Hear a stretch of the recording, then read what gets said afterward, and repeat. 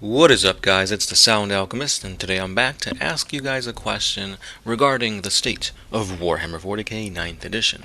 So first and foremost, I want to know, by the time this video dropped, I'm pretty sure most GW stores, Warhammer stores, are open that you can literally walk into. So, with that being said, how many of you guys actually managed to get up early enough and go to your local Warhammer store to pick up a copy of Warhammer 40K, the new 9th edition box set? Because a lot of them said that they had a bunch of stock for that box set, so I just want to make sure if you were one of the lucky ones that got one, and if so, if you knew how many they actually had in stores. Because if they got 10, 20, I think that's a sizable amount. But if somebody only had, a store was only allowed to sell 4 of them, then that kind of shows you that, yeah, GW wasn't ready for this influx of 40k players who wanted this box set. However, let me know if you managed to snag one, and if not, let me know how many orders they had before they ran out. Number 2 is that the Warhammer app is currently live. Now, of course, it doesn't come out right out the box with the abilities to create lists and stuff. But besides that, how is it? I know for the most part, most people probably have the free version right now. But if you are doing the subscription, is it worth it currently, or do you think it's better to wait? At this point, I think it's better to wait until they release more, so that those $5 a month actually have a little bit more bang for their buck. Upon release, it seemed a little bare bones with just the 8th edition or the 9th edition core rules and the 8th edition stats for your armies. But let me know if it's enjoyable, and if not, why not, how can they improve, etc. And the last 2 things that I want to talk about really quick, well, I guess 3 things, is that they've already announced that come October, I believe, there will be new 9th edition Codices. Now, they just showcased the ones for the Necrons and the Space Marines because, of course, those are the ones that come in the Indomitus box set. So, I don't know if I like the design of the Codex. The art's cool, but I don't know, it just feels a little retro. Maybe it's because of the Warhammer logo, but it seems, I don't know, I like the 8th edition ones better. These just seem, I don't know, maybe too retro. I don't know what else to use, what word. But it seems to be for example, the Necron Codex has the stats already for the Void Dragon, the Silent King. So hopefully this isn't an issue of we buy the Codices now, and come 3 months there's going to be a new unit release that's not in there, and then you're going to end up like the Chaos Space Marines with having to buy 6 books to keep up, because you needed to buy the original Chaos Codex, Psychic Awakening, Vigilus Ablaze, and then there was a Codex release for the Chaos Part 2, and then there is some stuff that only came out with certain supplements, and the rules were all over the place. If you wanted to play Forge Road models, that was another book to buy. So hopefully that's not the case in 9th edition, because if it is, that sucks.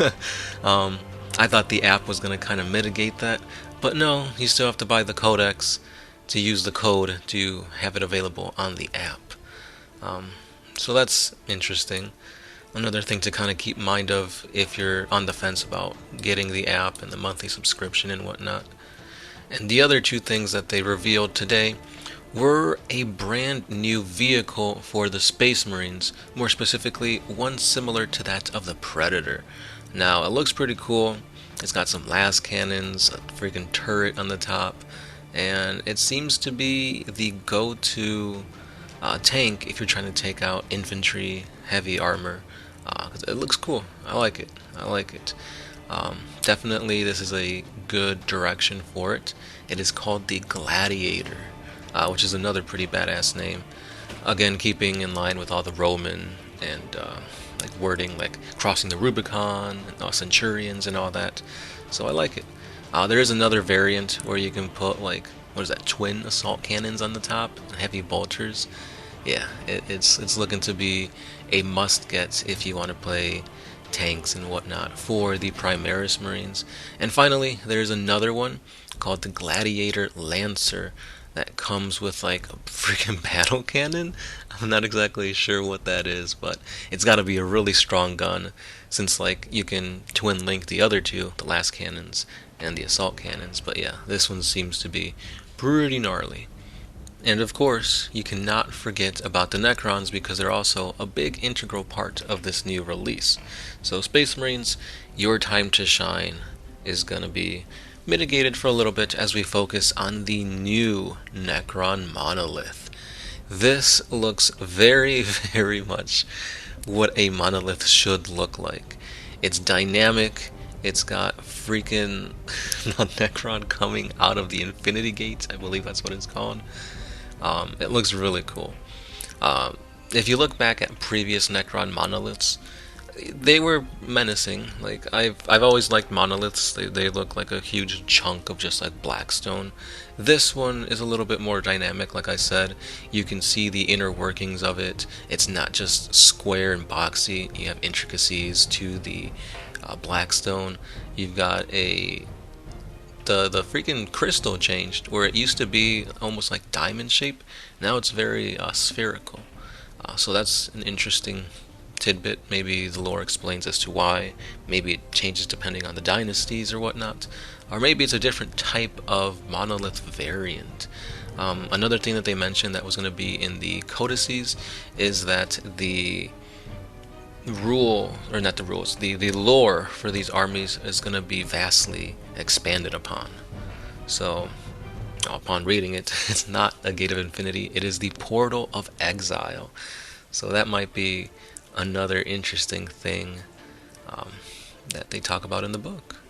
I think the most important thing to take out of the whole Necron monolith is that they said that it's bigger and more dangerous on the tabletop than ever. Part transport, part fortress, and the best part is that it's able to go toe-to-toe with knights and super heavies. So finally it becomes a model that's actually worthwhile to bring, because in our playgroup we have a player who plays Necrons, and he's got a Necron monolith, but I'd say maybe 90% of the games he'd never bring it, because he said it's a huge point sink and it doesn't really do much. So maybe we'll be seeing more Necron monoliths hit the battlefield. If not, I mean, I could at least say it's a good piece of terrain. Maybe line of sight blocking terrain or whatever. So we could at least do that with it. And finally, which I think is the thing I'm most looking forward to, is that they gave us a little teaser as to a bunch of new models that they're coming out with. So from what I could decipher, there might be a brand new Chaos Space Marine, a brand new Mechanicus, brand new Orcs, and of course, a brand new Sister of Battle model coming out. All these little snippets look like they're just basic infantry, so chances are they're probably just elevating the rest of the 40K line to be more akin to that of the Primaris, meaning they're all going to be true to scale and not just looking like little squats. So that's really interesting.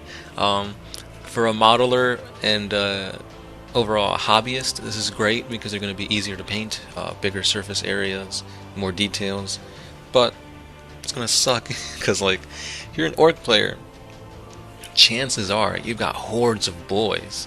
Does this mean you're going to have to buy a brand new horde of orc boys to make them look nicer and fit with the aesthetic that the new 40K is going into?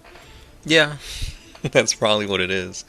So start saving up, guys, because this game is getting pricier and pricier by the day. I mean, for one, yes, they're going to look amazing. New models, new sculpts, great, I love it. But at the same time, it's like, well, what about all our other armies that we already have done? Like, oh, it's just going to be a whole nother... I don't know. You tell me what you guys think. So leave your comments down below what you think about this. Let me know if you're excited for the new 9th edition Codices after we just bought the 8th edition Codices and the Psychic Awakening stuff. So hopefully it's worth it. Are you getting the app? Are you paying the subscription fee? And finally, did you manage to get an Indomitus box set today? Let me know down below, and can't wait to read your responses. As always, hit that subscribe button for more things Warhammer 40k. I've got the final video in this little, I don't know, prologue of the top 3 Tau units in 8th edition. So now that 8th edition is coming to a close, I go through the books, Codices of the Tau, and say what I believe my top 3 units were. So check those out. Number 1 should be coming out, if not tomorrow, Sunday, probably Monday. And yeah, like this video if you agree with the things I have to say. And again, comment down below so I can read all your responses, because I really am interested in seeing if they had enough Indomitus box sets to purchase in person. So with that being said, guys, I'm the Sound Alchemist, part of One Mind Syndicate, and I'll be catching you guys in the next one. Peace.